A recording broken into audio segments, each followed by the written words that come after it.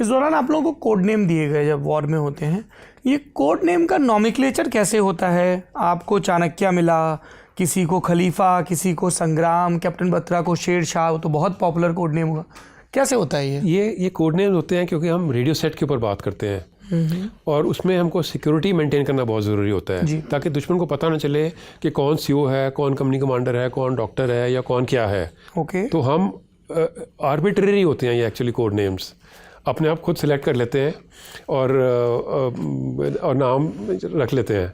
तो इस प्रकार से जब हम रेडियो पे बात करते हैं तो चाणक्य फॉर शेरशाह या चाणक्य फॉर खलीफा इस प्रकार बात करते हैं ताकि दुश्मन अगर हमारी फ्रीक्वेंसी पे रेडियो पे सुन रहा है उसको पता ना चले कि कौन किससे बात कर रहा है। So it was a random thought for you कि मैं अपना नाम चाणक्य रख लेता मैंने नहीं रखा था एक्चुअली, वो पलटन में किसी ने डिसाइड किया and I became Chanakya. Interesting. और उसके बाद 5140 का अभियान शुरू होता है। करेक्ट। किस तरह की दिक्कतें थी? आप चाहें तो हमें बोर्ड पे भी ड्रॉ करके बता सकते हैं ताकि दर्शकों को समझ में आए कि टेरेन कैसा था, किस तरह की चढ़ाई थी और चैलेंजेस क्या थे।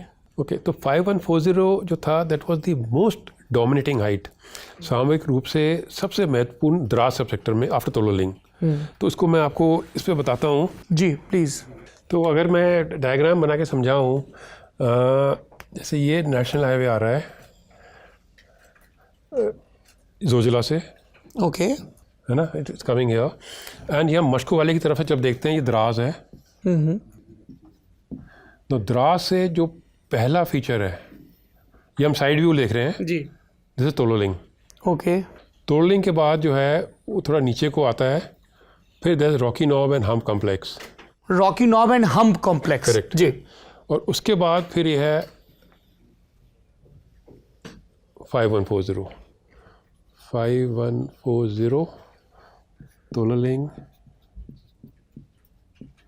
एंड इसके ऊपर ये था ऐसे रॉकी नॉब और ये हम्प। जितनी ज़्यादा हाइट उतना ज़्यादा डोमिनेंस, क्योंकि उनको एक वेंटेज पॉइंट मिल रहा है अटैक के लिए। करेक्ट। तो 5140 तोलोलिंग इसलिए इंपॉर्टेंट था कि वो इस नेशनल हाईवे के सबसे नज़दीक था और दुश्मन ने इसको बहुत ही स्ट्रांगली मजबूती से पकड़ा हुआ था। When you say मजबूती से पकड़ा हुआ था, मतलब जो ट्रुप्स डिप्लॉयड थे वो ज़्यादा थे, जो वेपन्स डिप्लॉयड थे वो बहुत ही टेक्निकली किस तरह के थे। वेपन्स थे? Medium machine guns was the weapons. और जो 5140 स्ट्रेटेजिकली इसलिए इंपॉर्टेंट था कि वो ना केवल ऑब्जर्वेशन एंड फायर से Tololing but also Dras and national highway 1 alpha को डोमिनेट कर रहा था। ओके। यहाँ से बैठकर जो दुश्मन है वो तकरीबन 30 से 40 किलोमीटर नेशनल हाईवे के ऊपर आर्टिलरी फायर डायरेक्ट कर सकता था।